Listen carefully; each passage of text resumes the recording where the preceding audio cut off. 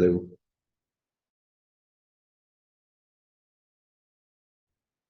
Hello. Okay. That's good. Morning. This is your spring do? Yeah, I cut my hair off. You did? Yeah, that was my pandemic hair. So I felt like we had moved.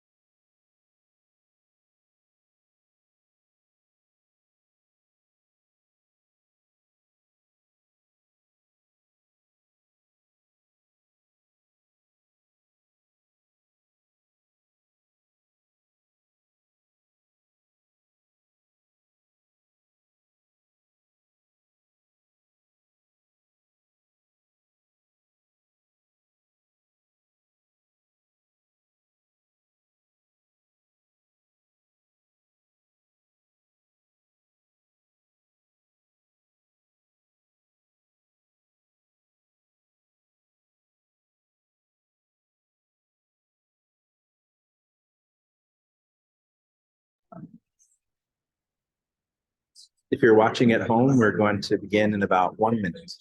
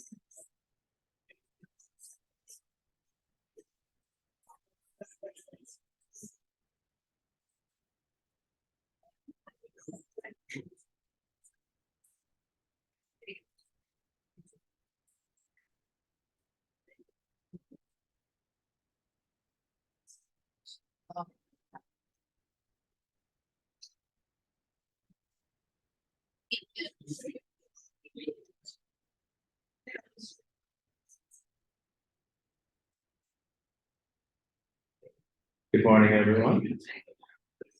My name is Michael Whitley. For those of you who do not know me, I am probably best known as part of the Von Bergen family. I'm married to one of Judy Von Bergen's daughters, Nick's sisters.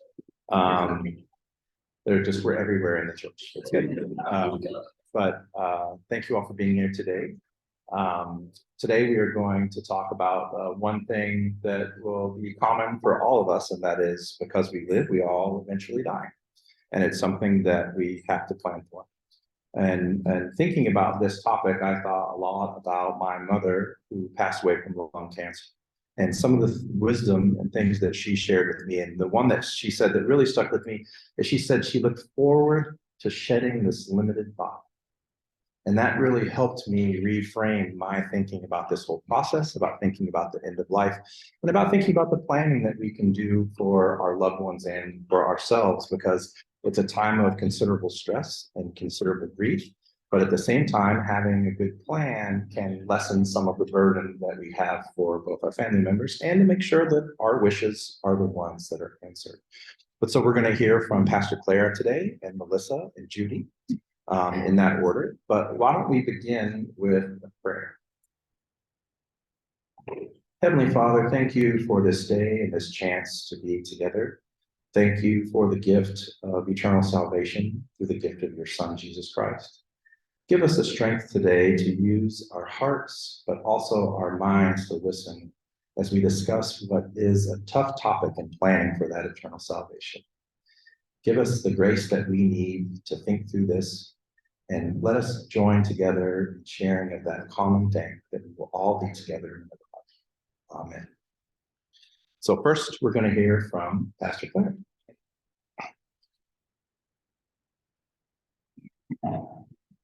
Thank you, Michael.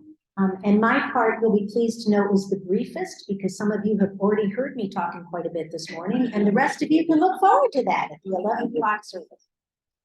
I'm going to be talking a little bit about memorial services and funeral services and sharing the documents that Covenant provides, and a little bit about how things have changed over the years in terms of services. Melissa will then share about burial options today, including typical and some not so typical options. And then Judy will talk about the natural path and her experiences there. When I began my ministry way back in 1979, which was a gazillion years ago, It was very typical that when someone died, you knew that 3 days later you had a funeral to celebrate. And they weren't really called celebrations, it was the funeral. And so it was very typical that, you knew if you got a phone call on Monday that the funeral was going to be on Thursday. I'm not sure where that comes from, whether that's from, 3 days, Jesus spent 3 days in the tomb from Friday to Sunday. I'm not sure where that started or why, but, it was 3 days later. And the difference between a funeral and a memorial service, let's start there. Do you all know the difference between a funeral and a memorial service? What do you think the difference is? Pardon me? The presence or lack of there. Either the presence or the lack of the presence of the body. So if there's a casket there, then it's a funeral. If the body is present, it's a funeral. Even if it's 3 days after someone dies, if the body is not there, it is considered a memorial service. It's a technicality. Yes?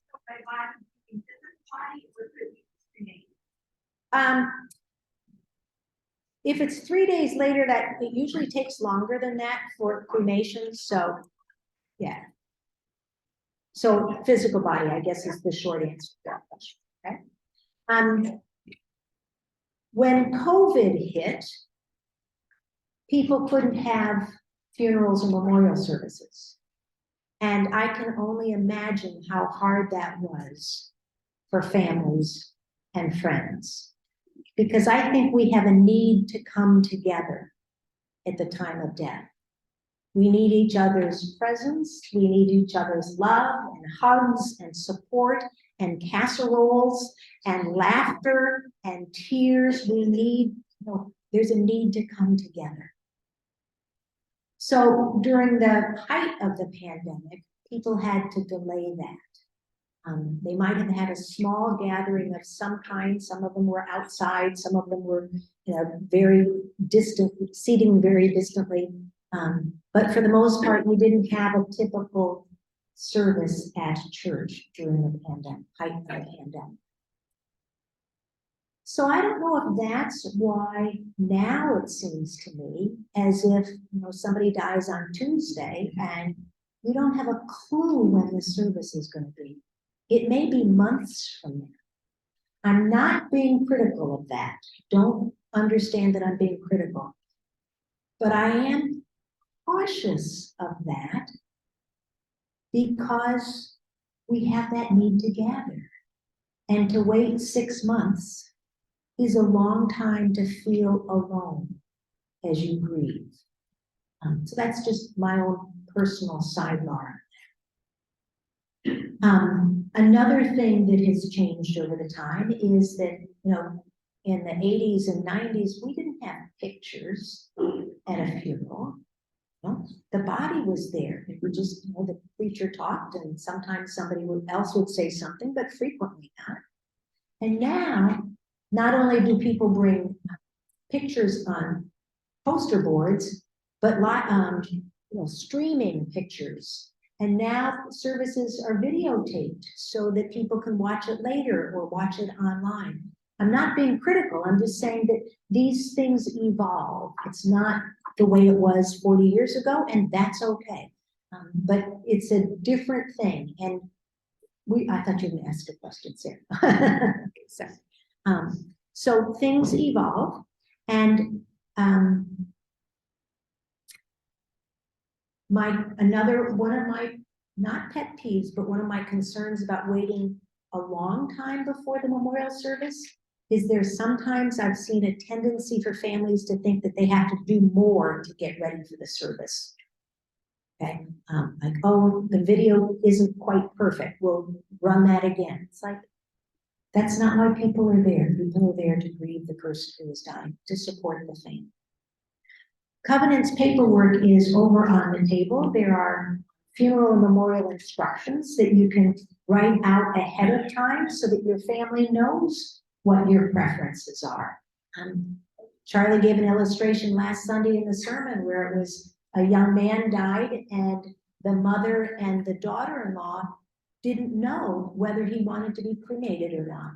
And they weren't conflicted over it, but they were struggling with what did he want? And we don't want to put our kids and our families in that situation.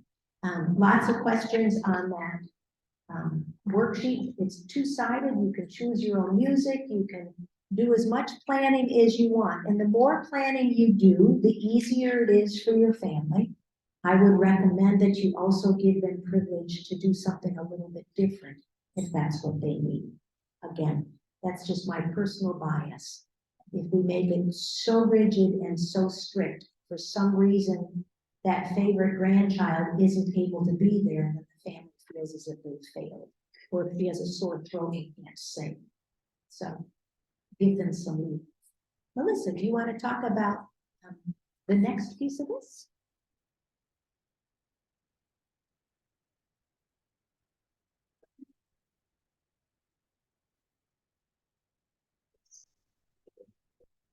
No problem.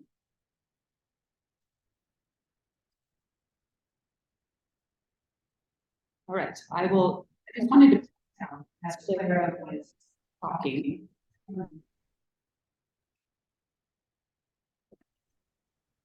Oh, they'll be okay.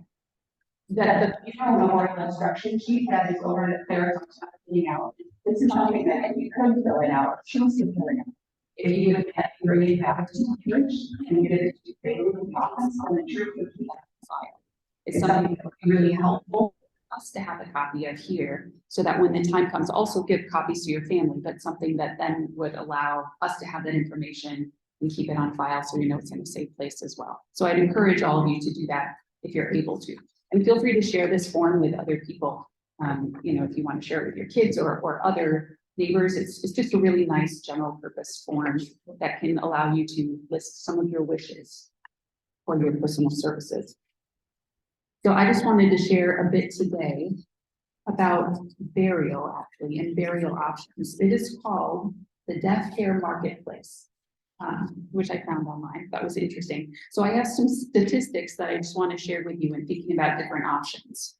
Our typical options, which would be doing the embalming and burial in a casket with a vault and everything, really developed after the Civil War and mostly in the past century or so. Before that, burial was maybe wrapped in a shroud, a body wrapped in a shroud, or put in a pine box and put in the ground. So it has really changed over the last 100 years or so, 150 years. And I think now there's starting to be a change back where we're looking and trying to be environmentally conscious and caring for our planet and wanting to make good choices. So we're really looking carefully at what we're doing as we approach end of life. So a few statistics. The median, according to the National Funeral Directors Association, and this is April of 2022, the article, the median cost of a funeral with burial in Wisconsin in 2022 was about $7,500.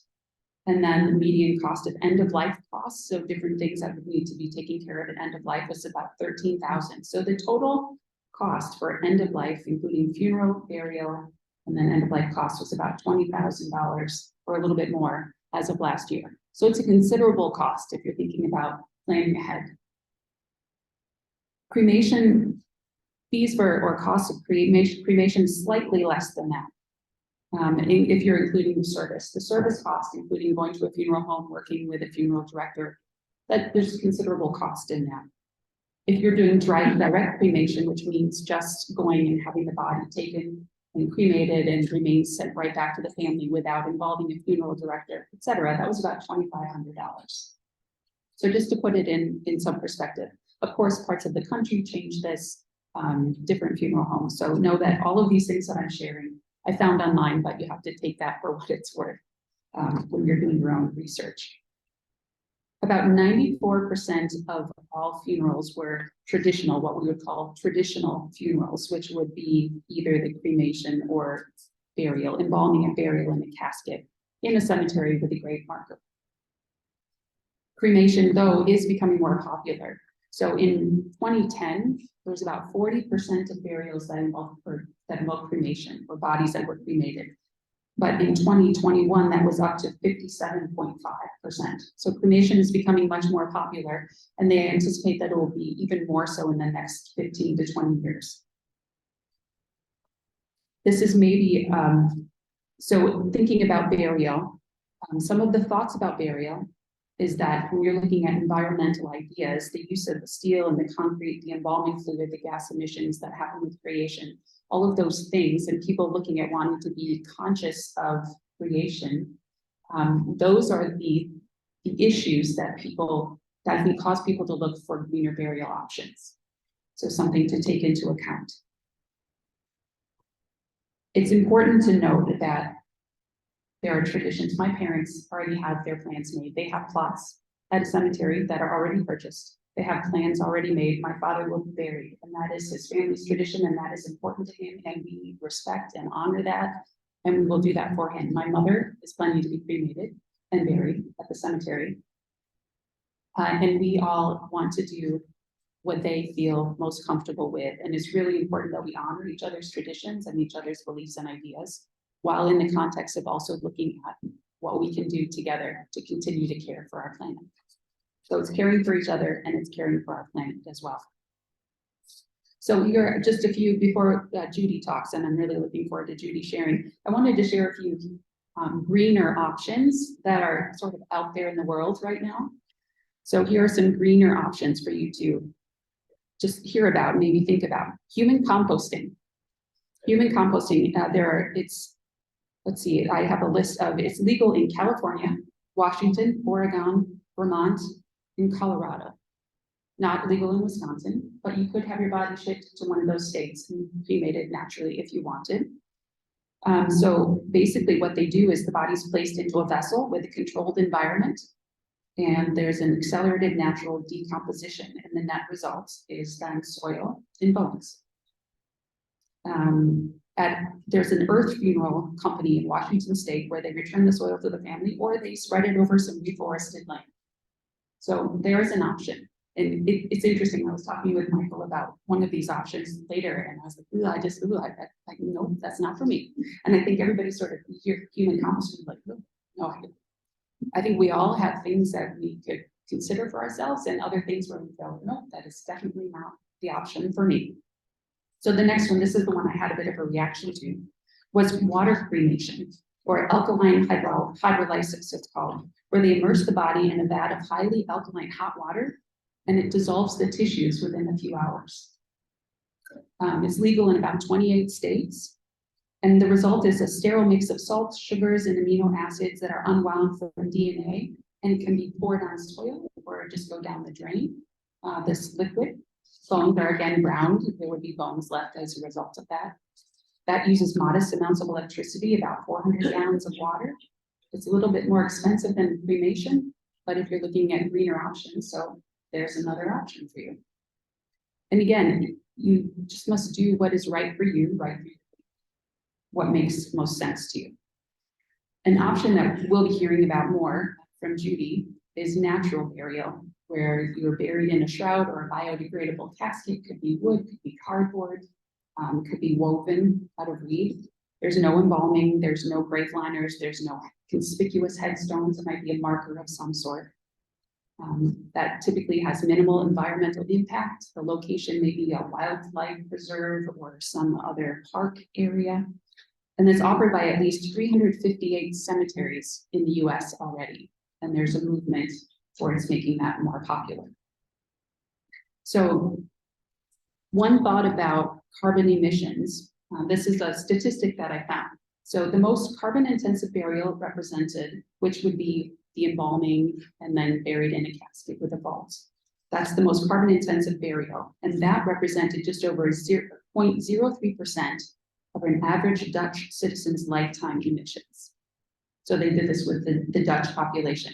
In the US, our emissions are about twice as high, but even at that, if you look at what that means as far as our emissions, 0.06% of our lifetime emissions, if we chose the most carbon intensive burial, it's a minimal amount. So my point is, we make the choices that we need to make for our family. It's the choices that we make over the course of our entire life when we're looking at caring for our planet, caring for this world, caring for each other, that are really most important. So having said that, natural path, which Judy and Michael are going to talk about, is a nature preserved burial ground. It's the first in Dane County. There's no embalming, no vaults, only biodegradable containers and shrouds. It's 25 acres of woods and meadows on the Farley Center land. And we'll actually be going, this is why I mentioned that. We're for our spiritual stroll in April, which is the 4th Sunday of the month. We will be going to Farley Center and having a guided, our stroll will be on the grounds of the Farley Center. And you're all invited to join us. We'll have a guided tour of the grounds that day. So just to plant that, and that I will turn it over to Michael and Judy. So a point of emphasis, I think you'll keep hearing me say is, there really is no right or wrong answer. There's really just what's right or wrong for you, what feels right and what doesn't feel right. And like for me, I know when we talk about the different options, I'm extremely claustrophobic. So even though I know I won't leave my body, the idea of being in the coffin and in the vault is terrifying, even though I know I won't actually be there. So I know that isn't a good option for me because it will scare me. Here, Judy, you come stand on this side. Where other people that may be what's more comfortable, and knowing what your family wants, I think is super important. So my mom really involved us in the planning of her service. My father, who's still alive, has sealed instructions that we're not allowed to see because he says, Michael, you're not going to do any of the crazy stuff you did with your mom's funeral and my funeral. So including, I'm not allowed to edit his obituary. I'm not allowed to do anything. So, but he's a person who he knows what he wants. He already has a plan. He has the plots. He has the stone. He has the funeral home arranged. He has all of it arranged. And that was what he wanted. He wanted it to reflect what he wanted. That was extremely important to him. For my mom, she wanted it to reflect our grief. So she wanted us to be very involved in planning the service and who would speak and what would be said, all of those things, because she knew she wouldn't be there and that the service would be for us. And so that was two different examples within the same family. And so there is no right or wrong choice. There's just the choice that feels like a good plan for your family. And so we're going to talk to Judy. Judy's my mother-in-law. We're going to talk about the choice that she made for Mick, my father-in-law, who passed away during the early stages of the pandemic. So that was a complicating factor for us a little bit. It meant we couldn't quite have the same kind of service we might have had. But let's rewind a little bit from that, Judy, and start with what was the funerary tradition that We you had? fess up to something. Oh, sure. Mick was cremated. Yeah. So Judy ended up in an in between, but we'll get there. Okay. But first, tell about like what did you grow up with? What was the funerary experience within your own family that you grew up with? My grandparents, parents, all were put in a casket, and we had a service out of the cemetery. And so that is certainly what I knew all my life. I had one experience with my husband's, his aunt died, and the funeral director wanted to be sure I saw how good the seal was on the casket. And that spooked me, and I got thinking, I got claustrophobic about that. So that probably added to, my plan for the future. And so then, once you knew that you were going to be planning a service for Mick once he was ill, how much did you talk to him about it? Who sort of took the lead, and how did you come to an idea about what you would do? Most people who know me and knew Mick knew that he let me do most of the planning. And so I had read something in the paper about naturopath, and then I was at Willie Street and saw a little flyer for it and picked up a piece of it and brought it home, and he didn't object. And then once you started making a plan, as you said, you ended up sort of an in-between space that you decided on cremation but then the service. And so just what was your thought process about that? Like what about that felt right to you? I really want to be good to the earth, and I knew that a green burial with a shroud, and they have pine box they'll make for you, and all those things sounded so good. But it's just this emotional thing we had talked about cremation, and that just is not a healthy choice for the environment because of the extreme heat that you use. But that's what we went with. Yeah, But it felt to you like the right thing to do. Like at a time when these things are changing, there can be these very in-between decisions, like where we're not ready to jump to what the newest thing is, but maybe we're ready to go halfway there, which is maybe felt like what you did. halfway. So why don't we share a little bit? We have some pictures from the service that I'd like to share, just so you can sort of see where we were. Sorry. You have to allow me to share, Jenny, or I'm okay.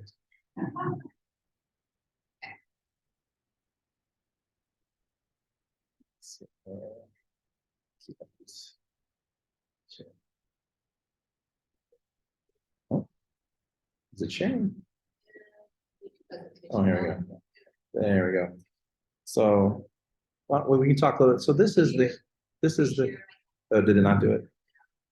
Okay, try it. I can tell you, this is our family walking up, as it was just the immediate family, because of COVID. Mick died very early COVID, and it was the immediate family. I see people trying to hear. It was just the immediate family that were there, for this service outside.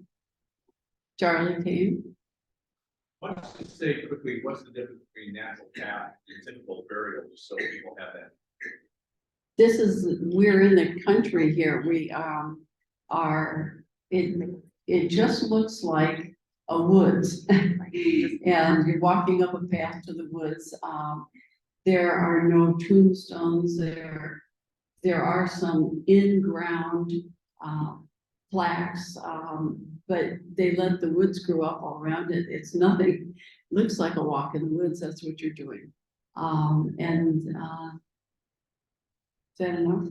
Yeah. Walk in the woods, or they actually have a new meadow area too, so. It's very much not a cemetery. No. It's just outdoors, and then you'll see a little tiny flag. It's on a little metal rod, and that's where something's buried, and like this is, something like that is our tombstone. So it's literally a stone. But it's just a small plot that we picked out, and then we pick different areas, so it's much less structured than a typical cemetery. And it There's gives. a picture of the box. Yeah, that's right. Yeah, sorry, we're just trying to get the little Zoom thing. Up here. Yes, that is mixed ashes in a little pine box, and our granddaughter, Michael's, Jackie's, she was 6, and she painted a picture of a Mick's favorite color was yellow. She painted a yellow picture with a cross on it, and we put that on top. She actually carried the box in the car out to the sanctuary. So. And how about a casket for other people or things like that? Well, they're all pine boxes. They're all, or a shroud, or there's just no nothing that's not going to just rot into the ground. So, yeah. Oh, And then you want to talk about the shovels and how they're. Well, I had talked to different people about funerals, and I love the idea in the Jewish funerals where they would have a shovel and put some dirt in. So Natural Path dug the hole for us, so we got the hole was around, and there were these little shovels around. And so after the service, where we were just all in a big circle, and each could say something, and Charlie was there, and the kids all had, the ones who were musical did their instruments, and that was wonderful. And afterwards, so we were going to put a few shovelfuls on top of the box, but the kids loved the shoveling. They filled it all the way in. They were completists. They wanted to be the ones to fill the hole. Yeah. That was important to them. So they just were all enthusiastic. It was really nice to have the kids involved. Yeah. Too. It was just, it was really a nice family time, so in celebration. And then we just had some flowers, some wildflowers, and Clara and Brooke took the wildflowers and stuck them around the rocks that our Kate had engraved. You can see the So rock. Bobby being his grandpa name. Yeah, So how, just for everybody else, so there's you and dad, and the implications of how you want to be buried in here, can you mention that, please? well, yeah, because it's kind of funny, this doesn't matter after we die, it's that empty body, but the kids said, well, here's dad's site, maybe you could just be buried in the same site there, and I said, oh, no, I've always been so independent. So I have reserved a place in the same little tree area somewhere there. But yeah, we just make these silly decisions because of what we feel like now. And so, this is a place this picture is not from the service, but this is a place that we go back to quite a bit. But can you talk a little bit just about going back and visiting that space and sort of what we've done in the interim time? Yeah, so there are some of our kidlets down there and it's just woods now. When we go back, really to make it look like this, we have to cut the grass down. We have to go back in and cut the grass down and we've taken different wreaths. I pulled out of the woods, grapevine and big wreaths and take them out, but nothing can be up higher than the ground. It's so different than my parents, when they had their tombstones up really early and with their names on it and everything. But behind their tombstones, big tombstones are back there. Wouldn't you know, it's the Joneses.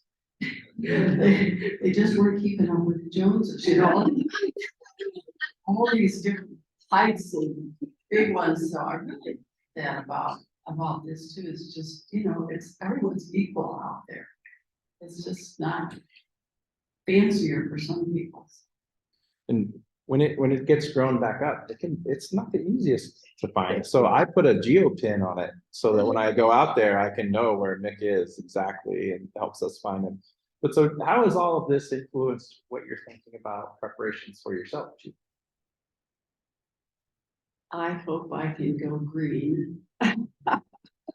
I hope I can be buried in a pine box with shroud and going to the ground. But I don't know. I won't decide. I feel a little, what is it, safer? I don't know what it is. It's comfortable with being cremated. And I would like to have that shift. We'll see.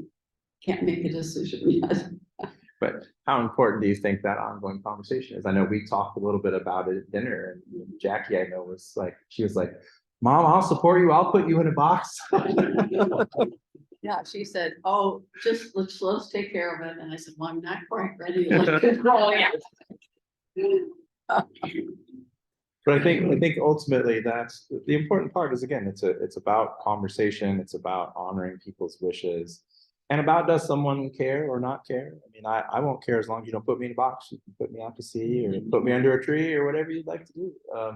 But I think it's an evolving thing. If there's one takeaway from today, there's no right or wrong answer, but it's good to have those conversations. It's good to start thinking about what it is that you want and sharing with your family members. And so that there can be something that honors your life and helps your family with their grief too.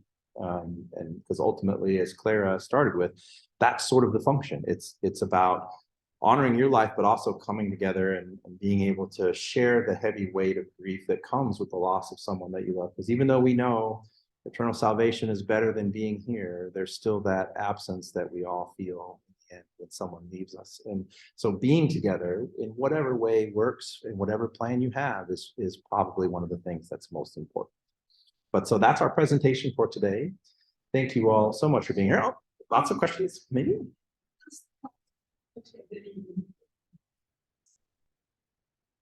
Well, I'm sure they do, and I'm sure naturopath is up on all those. So we just count on Yeah, there's most burials are regulated by states, so it's different from state to state. So what's permissible in Wisconsin might not be in Iowa. So it is good to check where you're going to be buried. I know like in Kentucky, it's just an insane free for all. You can just like do everything. It's where my father lives. And it's just like however you want to be put in the ground, they're fine with it. Like they don't have that many rules. But other places like California, it's extremely legislated, restricted, and you have to follow like a really strict code. So it does sort of matter where you are.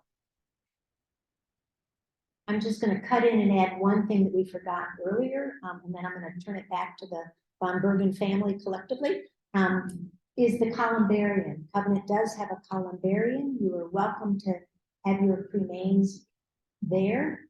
Just so you know, the cost of one niche, which includes a nameplate and 1 or 2 names, so you could be there with your spouse or child or whatever, is $1,000. And you could still have a regular funeral service with memorial service, celebration of life. And instead of taking your cremains or your family taking your cremains to a cemetery or to a more natural place, you could, Covenant is also an option. And the forms are. Good thinking. Does anyone else have any questions or thoughts?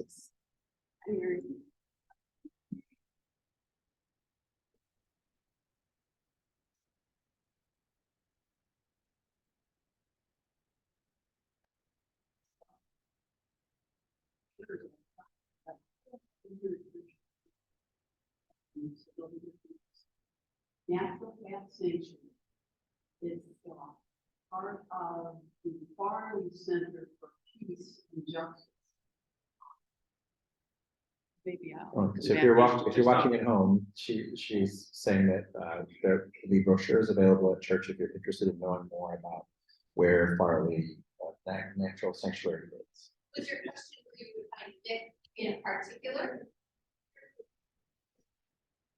Oh, so the April walk, I'll geopin it. But so I think, so the walk in April is going to be there. And I think our plan was to make sure that Mick's spot was accessible on that time. So if anyone wanted to see where Mick is, that we would be able to go there on the walk.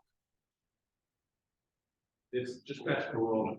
Yeah. Just past that, where this is. I gotta go.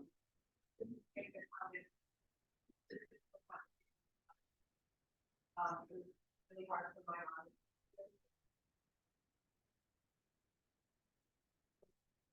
And so one thing I think is helpful is to ask people what they don't want.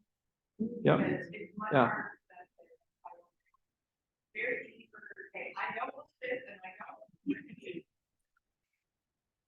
Like, I find out what their wishes are and you're struggling to get them to say what they want. Start with that, and that means eliminate one thing. Pretty quickly, like, yes, that, like, those things. So for everyone listening at home, that is a really good comment about if you're having a tough time sort of starting, asking what people don't want can be a really good way to eliminate some things, because that's probably where the strongest feelings are. Is, I know that's with my dad, is he doesn't want me making a bunch of jokes about him. That's what he doesn't want. So.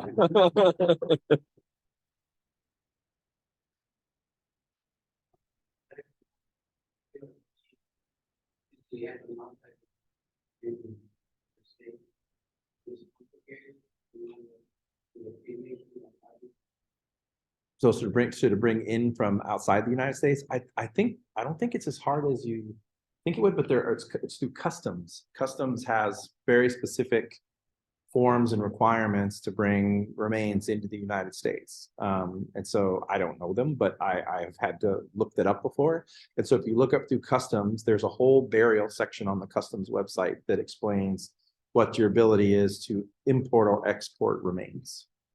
He's a newspaper guy. I've read about, at some point I've had to answer at some point so many questions from editing articles that I tend to have to look things up that are weird like that. On the natural site, did they just give you a map of the area that's available and pick your site, or is it assigned, or how did you arrive at that? Nick, And I had just been with Nick in the hospital. He had COVID, he was a very early COVID, and it was the first week they allowed any guests, so that I had 20 minutes to go visit Nick in the hospital this last week. And so I had been with, I don't know how he even recognized me, because, I was, IOC. yeah. So Nicholas and his sisters went out and picked the site, so Nicholas can speak to that. Could you speak? Yeah. Yeah, it's, at least at this place in particular, you just walk, it's a huge field and a hill and trees and, it's just like a little outdoor nature area.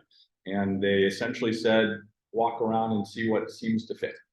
And then you look, and if there happens to be a little flag in that area, you know that it's been claimed. And then if you wanted to, then you could say, well, was this claimed with a little tiny box, or was it actually a casket or something like that?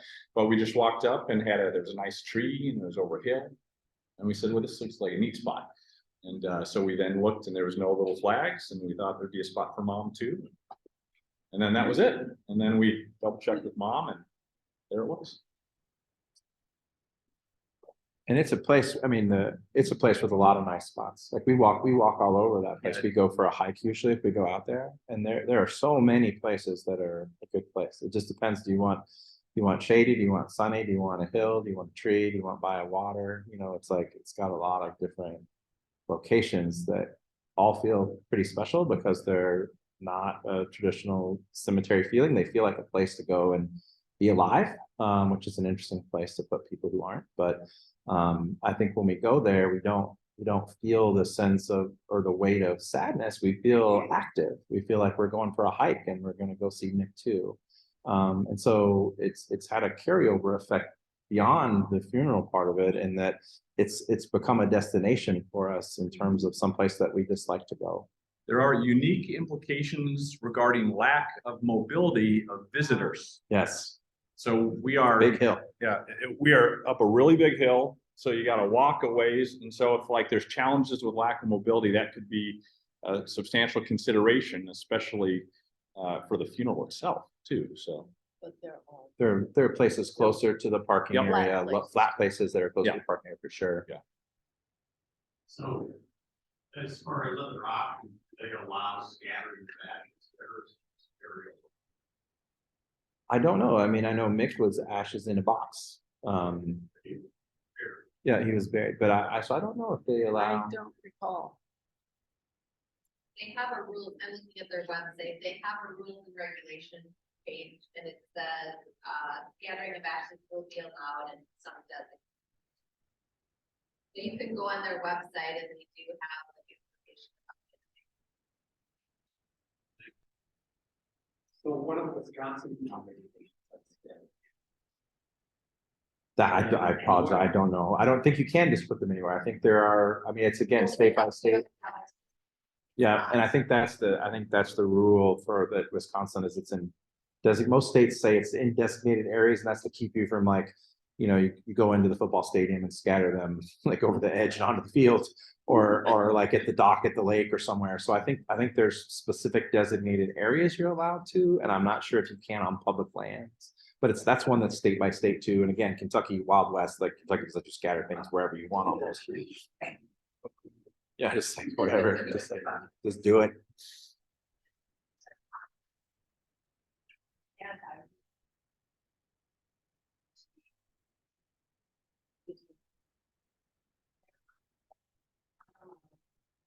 Yes. Yeah.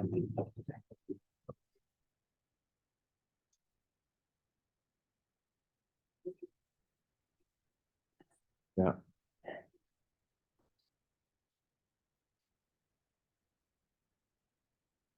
Yeah. Yes. Yes.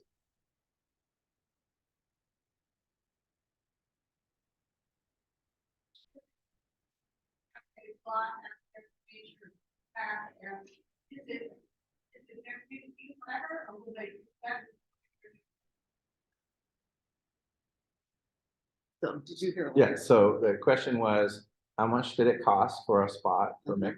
And does Mick get to keep that spot, or eventually will they put someone else there when the box and the ashes have turned back into ground? It's all supposedly our spot. And I suppose people can be packed, the bodies can be packed pretty close Yeah, together. bodies. But, and I can't remember does it say on there, Jenny? I will try to. Cost, that's not sticking in my brain. Oh, there, Spielberg's no. Let's read about it.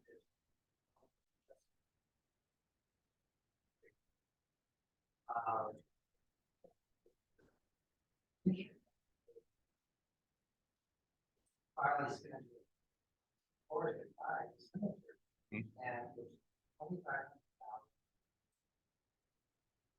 So I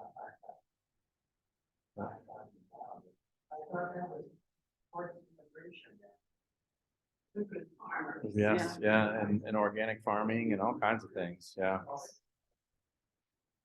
So instead of keeping, you aren't paying for the upkeep of a cemetery, you're paying for organic farmers to come, and there's Boone committee asked Shed Farley to talk to us a little bit about the extended Farley Center for Peace out there. Say it again? So it's 25, about 2,500 per plot for people who are listening at home.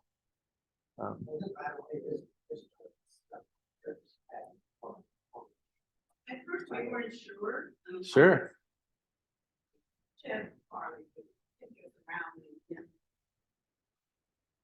Yeah. You know, at first I think.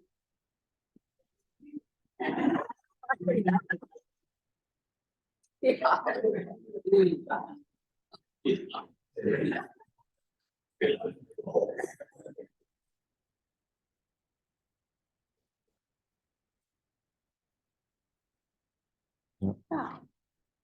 But we can visit your spot.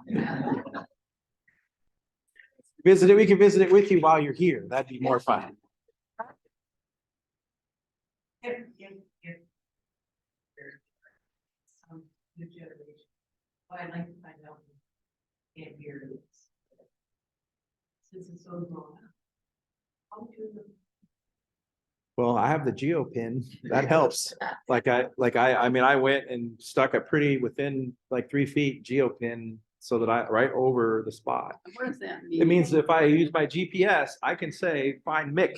And then it tells me the directions to Mick, and it tells me if I'm there. Like it'll tell you you're 4 feet away, you're 2 feet away, you're 1 foot away. This is the spot. Most phones could do that nowadays. Yeah, most modern phones. And they keep track too. Yeah. Yeah. Yep. They keep track of it. Much like a funeral planning grid would be, like, for a cemetery. They know sort of who's where, and they consider it a plot, and they can sort of tell you where different people are on the land. I liked the idea of being in one place. Now, that was just, one of those total preferences. I have a friend who's spread her mother's ashes all over in the different places, and that was great for them. And I just had a feeling that, for instance, I wanted Mick in one place. I wanted to know where he was. And for me too. Well, I know my dad, he's going to be buried with, there's a 150-year-old cemetery in Lexington, Kentucky that is generations of Whitleys that go back to the late early 1800s. And so he wants to be there. He wants to be with all of the ancestors he had. It's his home. It's where he's always lived. It's where he wants to be. My mother is buried not in Lexington. She's buried in Versailles, Kentucky, because that's where she lived most of her adult life. And she wanted to be near where her friends were. And actually, my mom and dad we had an infant brother who passed away. He had been buried with his grandparents, and they had him moved to be with my mom because they wanted to be that my dad thought they should be together. And so they're together. And so those things do all factor into everything that we think about, and none of those feelings are right or wrong. They're just our feelings. And so, it's good to think about and honor those things for sure. Thank you. Anybody else? Oh, one more question. My husband still has great response to say, and we had already arranged for using it. area. But one thing to know about that is that it only takes a very small batch. Oh, So if you want to do the scattering thing, or someone wants some of the ashes in the fireplace, that's still a possibility. I didn't know. Sorry to Oh, no, interrupt that's you. great. No, it's good information. And thanks everyone for coming. Really appreciate it.